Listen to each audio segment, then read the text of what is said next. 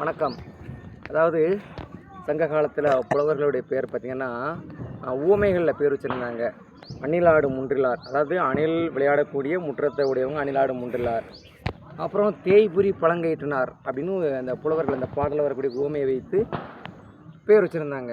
இன்றைக்கி நம்ம பார்க்க போகிற தலைப்பு பார்த்திங்கன்னா செம்புல பெயில் நீரார். அது என்ன செம்புல பெயில் நீரார்? செம்மண் நிலத்தில் பெய்த மழை தண்ணி எப்படி இருக்கும் அதை தான் காமிக்க போகிறேன். இங்கே பாருங்கள், இந்த மண் பார்த்திங்கன்னா செம்மண். காட்டுங்களா.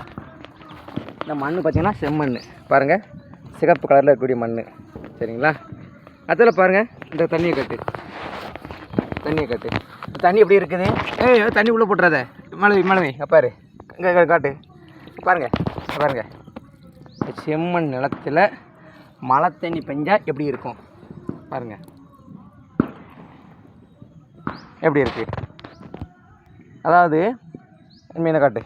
யாருக்காச்சும் காஃபி போட பார்த்திங்கன்னா நம்ம பால் டீ மாதிரியே இருக்குது. இங்கே பாருங்கள், அதாவது செம்மண் நிலத்தில் மழை பெஞ்சால் எப்படி இருக்கும் அப்படின்னா அந்த களத்தில் இருக்கும். அதே மாதிரி தலைவனும் தலைவியும் இருவரும் காதலித்தார்கள். அவருடைய மனசை பார்த்திங்கன்னா செம்மண்ணையும் தண்ணீரையும் பிரிக்க முடியாது. பாருங்க, தண்ணியை காட்டு.